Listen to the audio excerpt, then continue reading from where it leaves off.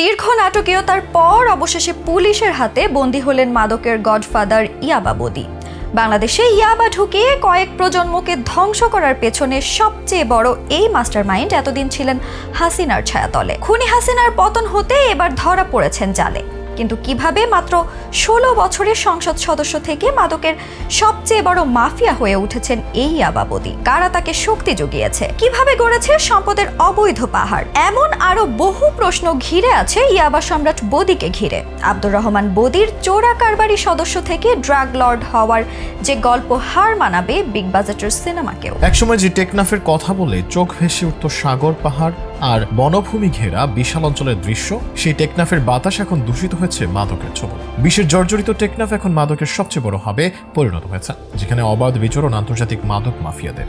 আর এই আন্তর্জাতিক মাদক মাফিয়াদের বাংলাদেশের মাটিতে ঠাঁই দিয়েছেন ইয়াবা সম্রাট আব্দুর রহমান বদি। কক্সবাজারের এমপি হয়ে যে বদি একই সময় ধারণ করেছিলেন দুই রূপ। একদিকে সরকারি সুযোগ সুবিধায় দাপিয়ে বেড়ান দেশ বিদেশে, বড় বড় ভাষণ দেন সংসদ থেকে শুরু করে সভা সেমিনারে, অন্যদিকে নিজেকে প্রতিষ্ঠিত করেছেন ইয়াবা ব্যবসায়ী হিসেবে।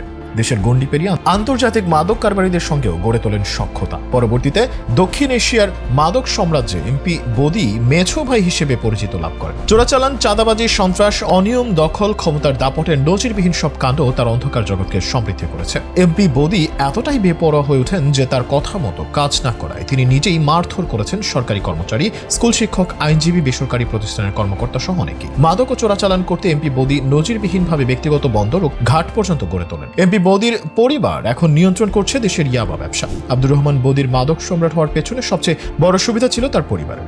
বাবার দেখানো পথে হাঁটতে গিয়ে প্রবেশ করেন চোরাচালানের অন্ধকার জগতে, যেটি মজবুত হয় 2008 সালে প্রথমবার আওয়ামী লীগের হয়ে সংসদ সদস্য নির্বাচিত হওয়ার পর থেকে। 2002 সালে প্রথমবার টেকনাফ পৌরসভার মেয়র নির্বাচিত হন। এরপর 2008 সালে আওয়ামী লীগের নৌকার হয়ে প্রথমবার সংসদে যান। সংসদে যাওয়ার পর থেকেই মাদকের জগতে কিং হয়ে উঠতে শুরু করেন তিনি। এক হাতে নিয়ন্ত্রণ করতে শুরু করেন মাদক সহ মিয়ানমারের সকল চোরাচালান। এমপি বদির কারণে টেকনাফ হয়ে ওঠে মাদকের রাজধানী। ইয়াবার জোয়ারে তাই ভাসে গোটা টেকনাফ। এ অঞ্চলের মানুষের প্রধান ব্যবসায়ী হয়ে ওঠে ইয়াবা। টেকনাফের রাজনীতি আর অর্থনীতি সব ইয়াবাকে কেন্দ্র করেই চলে। জনপ্রতিনিধি, রাজনীতিবিদ, ব্যবসায়ী, সাংবাদিক, পুলিশ, র্যাব, বিজিবি থেকে শুরু করে এমন কোনো সেক্টর নেই যে যাদের ইয়াবার ব্যবসায় জড়িত করেনি বদি। ইয়াবাকে বদি এতটাই লাভজনক ব্যবসা হিসেবে প্রতিষ্ঠিত করেছেন যে লবণ চাষ, মাছ চাষ, কাঠ ব্যবসা সহ বিভিন্ন বৈধ ব্যবসা ছেড়ে শত শত ব্যবসায়ী ইয়াবার অর্থ লগ্নি করছে। আর এসব কারণে দেশের সীমান্তবর্তী এলাকা টেকনাফ হয়ে উঠেছে মাদকের স্বর্গরাজ্য। মাফিয়াদের বিচরণে মুখর থাকে সুন্দরের লীলাভূমি টেকনাফ।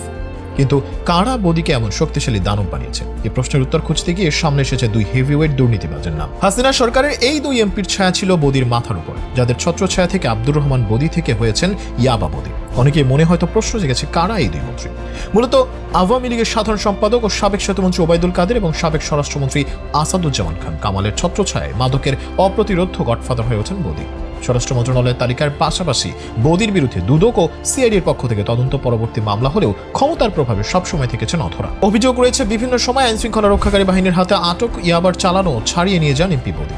ইয়াবা পাচারে কখনো কখনো বদির গাড়িও ব্যবহার করা হয় বলে অভিযোগ রয়েছে। শুধু তাই নয়, এমপি থাকা অবস্থায় বদি ও তার স্ত্রীর গাড়ি থেকে ইয়াবা উদ্ধারের ঘটনাও ঘটেছে একাধিকবার।